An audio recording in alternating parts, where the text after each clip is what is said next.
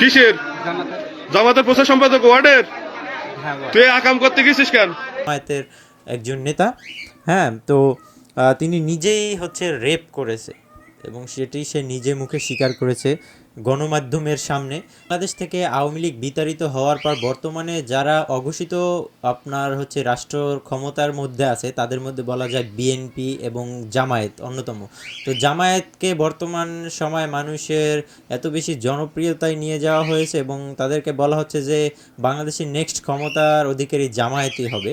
তো বাংলাদেশে কিছুদিন ধরেই কিন্তু বিভিন্ন ধরনের ধর্ষণের ঘটনা কিন্তু চলে আসছে, যেখান থেকে আমরা এমনও ঘটনা শুনতে পেয়েছি, যে দেখতে পেয়েছি যে মায়ের সামনে থেকে এক মাদ্রাসার শিক্ষার্থীকে তুলে নিয়ে সেখানে ধর্ষণ করা হয়েছে।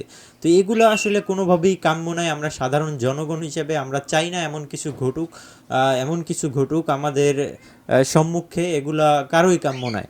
তো তারই প্রেক্ষাপটে আমাদের হাতে এক জামায়াত নেতার ভিডিও আসছে এবং সেটা সে নিজের মুখে স্বীকার পাচ্ছে যে সে জামায়াতের একজন নেতা, হ্যাঁ, তো তিনি নিজেই হচ্ছে রেপ করেছে এবং সেটি সে নিজে মুখে স্বীকার করেছে গণমাধ্যমের সামনে।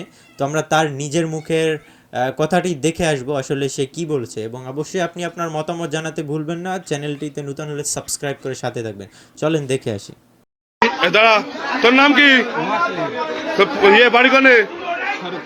তোর পদ কি বল? কিসের জামাতের প্রচার সম্পাদক ওয়ার্ডের? তুই আকাম করতে গেছিস কেন?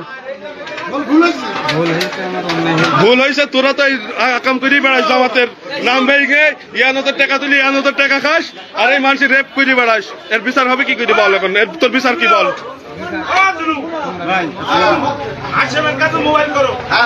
তোর জামাতের আমির কাছে ফোন দে, বল আমি রেপ করতে ধরা খাইছি, আমার ছেড়ে দে। শুনান মতে স্যারের কাছে ফোন দে। এদিক টাকা তুই কাজ করতে গেলি কেন? মাদ্রাসায় কি? মাদ্রাসায় গেছিস কেন? তুই মেয়ের বয়স কত? মেয়ের বয়স কত?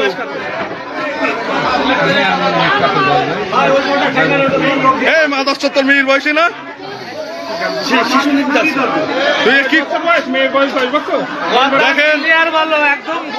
এই দেখেন, এটা হচ্ছে জামাতের ওয়ার্ডের প্রচার সম্পাদক রেপ করতে গিয়ে ধরা খাইছে।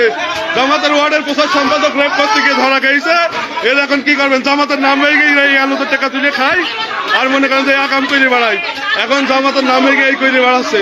জামাত ইসলামের চরিত্র দেখেন, জামাত ইসলামের চরিত্র কত ভালো সবাই দেখেন। ধন্যবাদ বন্ধু।